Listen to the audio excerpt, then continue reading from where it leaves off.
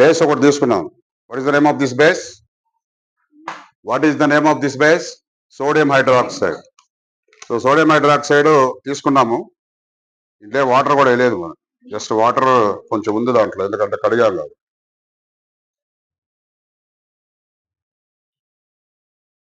ఇప్పుడు నేను కొద్దిగా వాటర్ వేస్తున్నాను దీంట్లో.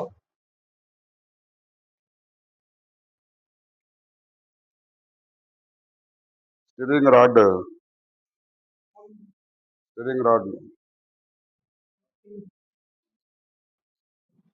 ఇది చూడండి, సోడియం హైడ్రాక్సైడ్ తీసుకున్నాము. తీసుకొని జస్ట్ వాటర్ వేసాము.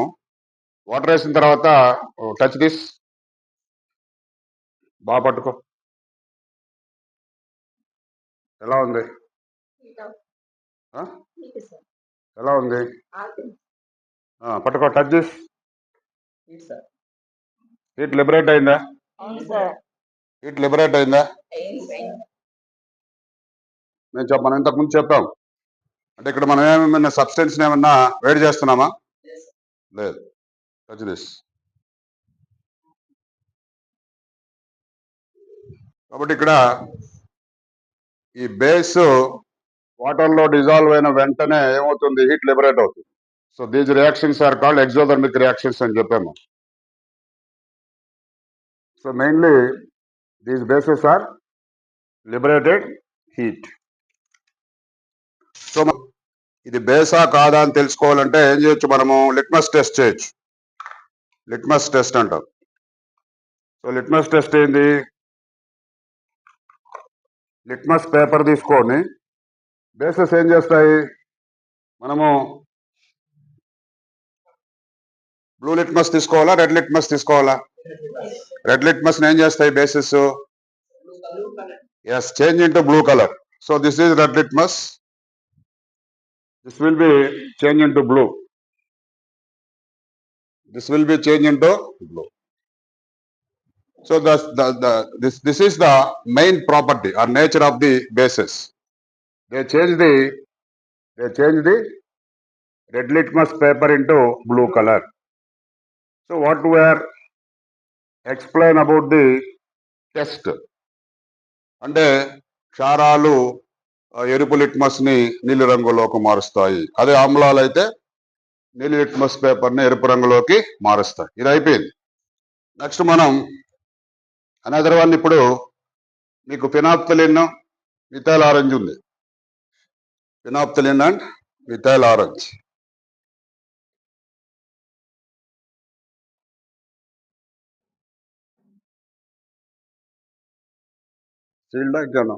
మిథైల్ ఆరెంజ్, మిథైల్ ఆరెంజే కదా. సో మిథైల్ ఆరెంజ్ బేస్ లో వేసినప్పుడు అంటే కొంచెం కొంచెం తీసుకుంటాం. యాసిడ్ లో కూడా వేసి చూస్తాం. ప్రాపర్ అవసరం లేదు.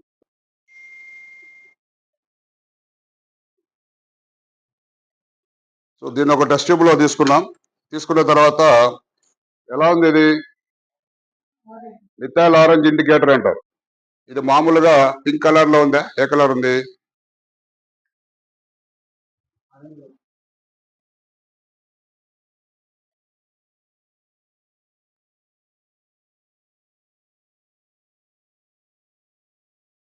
ఎలా వచ్చింది? ఆరెంజా? ఇది ఆరెంజా? ఎల్లో. అది మనకు కలర్ ఇచ్చారు అక్కడ. Observe the colour. ఇక్కడ బేస్ లోకి ఏ వేసాం మనం? మిథైల్ ఆరెంజ్ వేస్తాం. మిథైల్ ఆరెంజ్ వచ్చి పింక్ లో ఉంది. సో పింక్ వేస్తే కలర్ చూడండి, 2 కలర్స్ కనిపిస్తున్నాయి క్లియర్ గా. So one is yellow and second one is ఇది పింక్. ఇప్పుడు ఫినాప్థలిన్ వేస్తాం. ఈ ఫినాప్థలిన్ అనేది కలర్లెస్. ఇది నో ఏం కాదు. దిస్ ఫినాప్థలిన్ అనేది కలర్లెస్. ఏం కాదు, కలర్లెస్. చూడండి, ఇక్కడ ఫినాప్థలిన్ ని బేస్ లో వేస్తున్నాను నేను. ఎలా వస్తుందో చూడండి కలర్.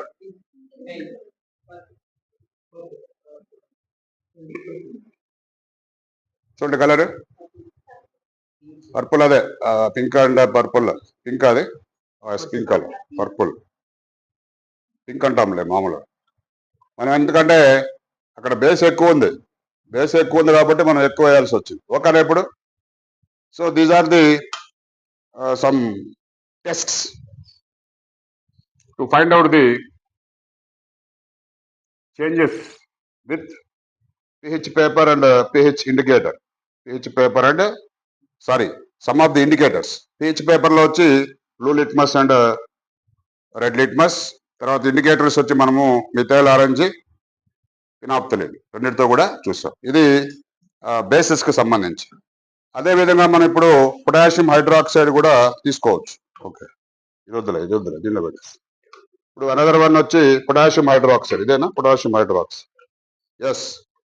పొటాషియం హైడ్రాక్సైడ్ ఫార్ములా ఏం చెప్పాము మనము? KOH. సో KOH తీసుకొని కొంచెం వాటర్. సేమ్ KOH లో కూడా మనకి ఏమవుతుంది? హీట్ లిబరేట్ అవుతుంది. ఇది కూడా స్ట్రాంగ్ బేస్. ఓకే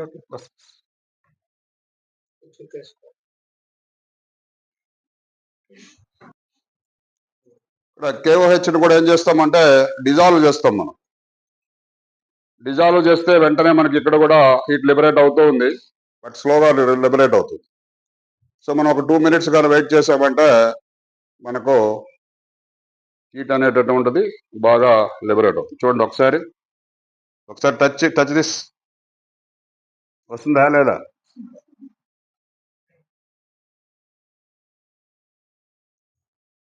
ఇలా పడిపోద్ది. వస్తుందా? వస్తుంది. మనము సాల్యూట్ కొంచెం పెంచుకుంటే మీకు బాగా తెలుస్తుంది, హీట్ బాగా లిబరేట్ అయ్యి. స్టిర్ చేసుకోవాలి మనం, సాల్యూట్ ని స్టిర్ చేసుకుంటాం. ఒకసారి చూడండి.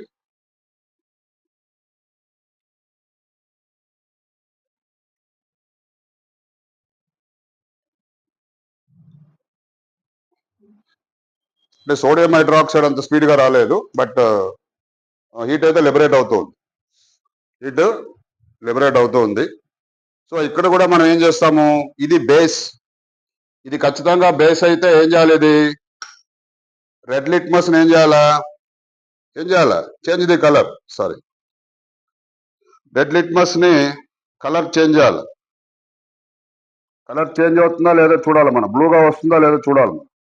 సో రెడ్ లిట్మస్ లో పొటాషియం హైడ్రాక్సైడ్ లో రెడ్ లిట్మస్ ని ముంచాం, ఎలా వచ్చింది?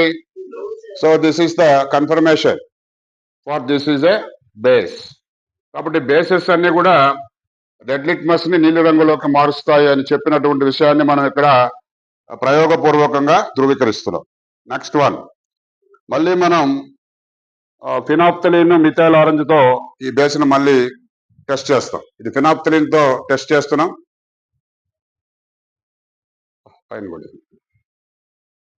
సో ఫినాప్థలిన్ తో మళ్ళీ ఏమొస్తుంది? కలర్ మొత్తం వేసేసాం, yellowish గా వచ్చింది, అంతే కదా?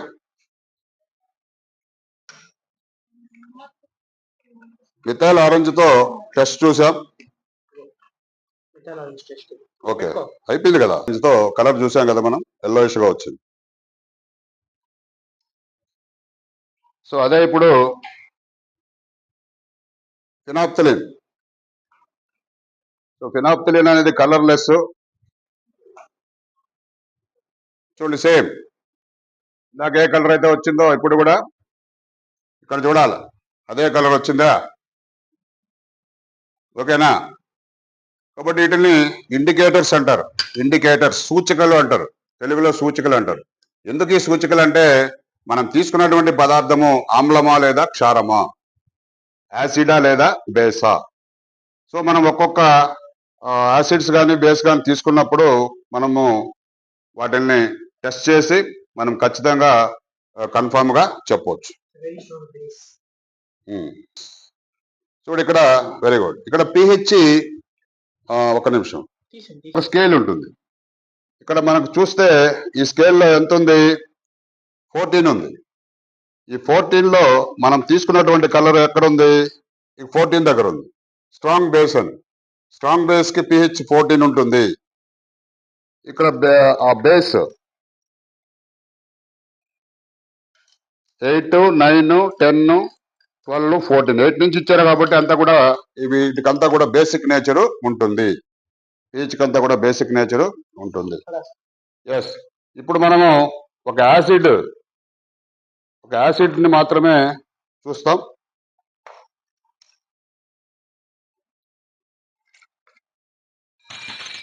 యాసిడ్ లో హైడ్రోక్లోరిక్ యాసిడ్ ఉంది మనకు రెడీగా.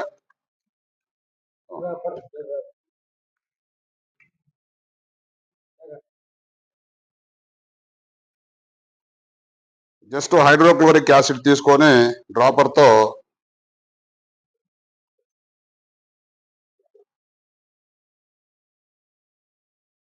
ఎస్ ఎక్కువే వచ్చింది బాగా. వెంటనే క్లోజ్ చేయాలా.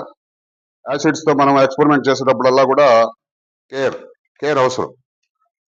సో మనం ఇప్పుడు హైడ్రోక్లోరిక్ యాసిడ్ తీసుకొని మళ్ళీ కూడా లిట్మస్ పేపర్తో టెస్ట్ చేస్తాం. First blue litmus. ఆమ్లాలు ఏం చేస్తాయి? బ్లూ లిట్మస్ ని ఎరుపు రంగుగా మార్చాలి. ఆమ్లాలు బ్లూ లిట్మస్ ని ఎరుపు రంగుగా మార్చాలి. ఇది బ్లూ లిట్మస్. మనం యాసిడ్ వచ్చి హైడ్రోక్లోరిక్ యాసిడ్. అందుకని మన వాచ్ గ్లాస్ ఉండుంటే మనం కొంచెం వేసినా కూడా వాచ్ గ్లాసు టచ్ అయిపోతుంది. కొద్దిగా టచ్ చేస్తాం. చూడండి కలర్. ఇది చేతి మీద పడుతుంది, మీరు దూరంగా ఉండాలి. ఏం అవసరం లేదు.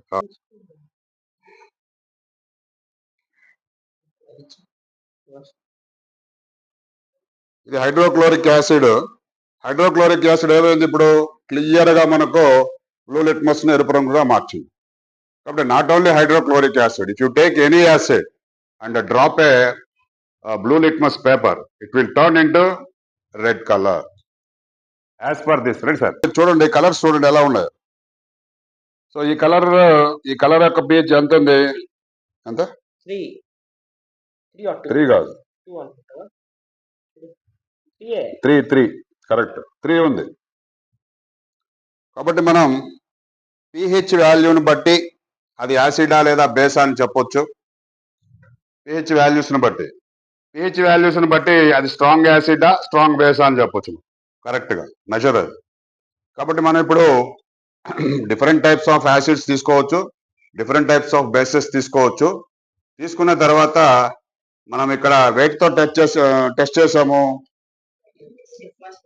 Litmus papers, red litmus, blue litmus తో టెస్ట్ చేసాము. తర్వాత ఇండికేటర్స్ మిథైల్ ఆరెంజ్, ఫినాప్థలిన్ తో చేసాం. ఇవి కాకుండా మళ్ళీ అనదర్ ఇండికేటర్స్ ఉన్నాయి. వాటిని ఏమంటారు? Smell, odour. వాటిని వాటిని the indicators tell us where a substance is acidic or basic, change in colour. ఇది మనము చెప్పాము. ఇప్పుడు వీటిని ఓల్ ఫ్యాక్టరీ ఇండికేటర్స్ అంటారు. ఓల్ ఫ్యాక్టరీ ఇండికేటర్స్ కొత్తగా అది మన ఓల్ ఫ్యాక్టరీ ఇండికేషన్ స్మెల్ వస్తుంది. స్మెల్ ని బట్టి ఇది యాసిడా బేసా అని చెప్పేసి చెప్పొచ్చు. కాబట్టి మనకు strong acids, strong bases, week acids, week bases, వీటి యొక్క ఫార్ములాస్ అన్ని కూడా మీరు నేర్చుకోవాలి, ప్రతి ఒక్కరు నేర్చుకోవాలా. తర్వాత అవి యాసిడ్ లో మనము లిట్మస్ పేపర్ వేస్తే ఏమవుతుంది, బేస్లో వేస్తే ఏమవుతుంది, అదేవిధంగా ఇండికేటర్స్ కూడా మనము యాసిడ్ లో వేస్తే ఏమవుతుంది, బేస్ లో వేస్తే ఏమవుతుంది అనే విషయాన్ని పరిపూర్ణంగా తెలుసుకున్నాం. ఓకే, ఇంకా ఎన్ని క్లోజ్ చేయండి. ఇది మిథైల్ ఆరెంజ్ ఇండికేటర్ వేసావు.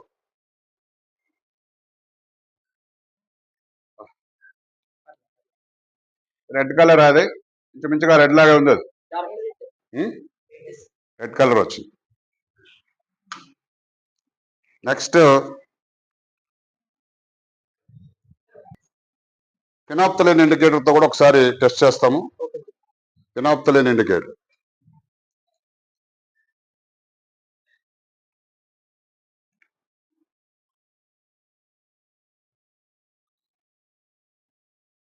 ఏం కాదు.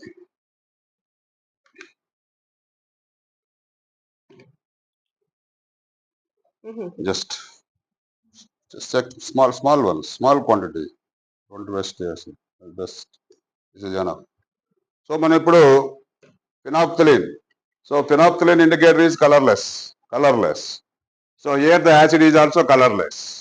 So now put 1 or 2 drops in the beaker. Just what may be happen. See.